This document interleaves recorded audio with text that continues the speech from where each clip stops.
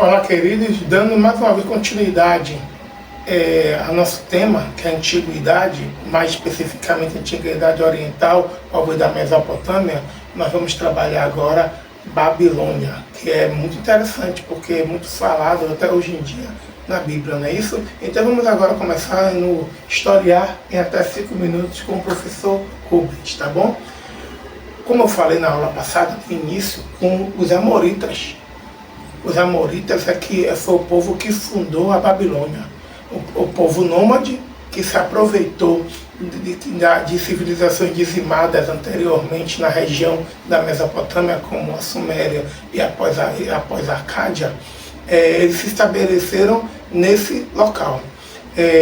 Tem um rei muito conhecido que foi o rei Hammurabi. Por que ele foi muito conhecido? É importante citar ele. Ele que promoveu a pacificação dessa região. Essa região, imagine, era um império sumério, depois os acadianos tomaram aquele espaço, e aquele espaço ali ficou várias pequenas tribos, pequenas populações que ficavam guerreando entre si. E o rei Hammurabi, ele conseguiu pacificar essa região, e após pacificar a região, ele conseguiu unificar, criando o primeiro império babilônico. Ele criou leis, e uma das leis muito importantes que cai em qualquer prova, assim, se for falar de Babilônia, é o Código de Hammurabi. É um conjunto de leis que tratava de qualquer tipo de crime doméstico, comercial, de direito, cobrança, direito de herança, cobranças, falsas acusações em relação a propriedades.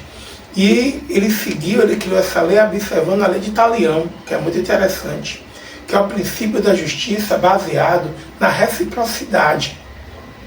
Por exemplo, se você fez determinado mal, aquele mal vai ser o seu, e for provado que você fez aquele mal, ele vai ser sua forma de pagar por aquela coisa.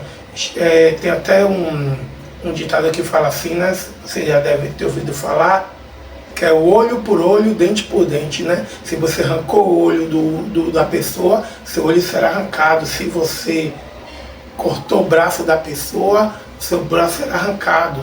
Essa é a lei de Talião. E aí que se baseou o código de Hammurabi, desse imperador que eu estou falando com vocês agora, né?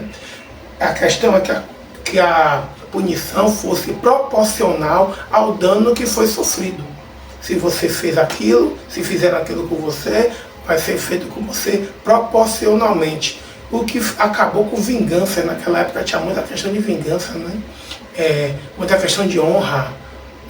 Alguém era desonrado, queria matar. Foram cessadas com o Código de Hammurabi nessa região que hoje nós estamos trabalhando, que é dos Amoritas, que viraram os babilônicos. Outro imperador muito importante de se falar foi o imperador rei Nabucodonosor. Nabucodonosor, ele foi muito conhecido pela questão de engenharia, construiu estradas, uma muralha que protegia a cidade, luxuosos palácios, e foi muito famoso por ter feito os jardins suspensos da Babilônia, que é uma das 7 maravilhas do mundo antigo. Você pode estudar as 7 maravilhas do mundo antigo e as 7 maravilhas do mundo atual. Até a gente falou sobre isso quando a gente trabalhou patrimônio, algumas aulas atrás.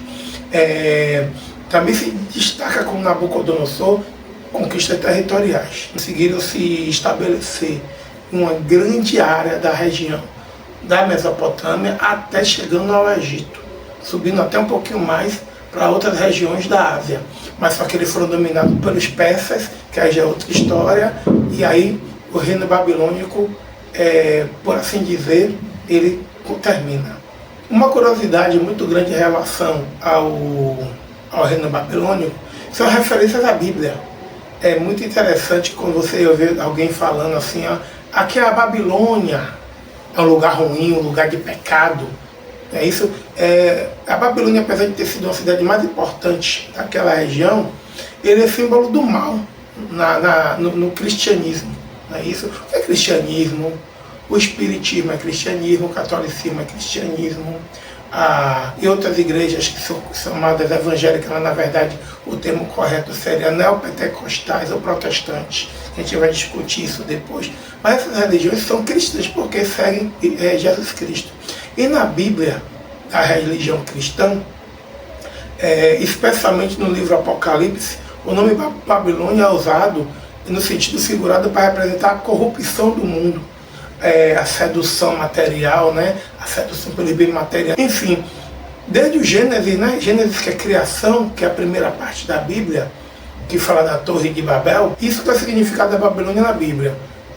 Então, nós paramos por aqui um pouquinho sobre Babilônia, vamos agora para a próxima etapa, tá bom?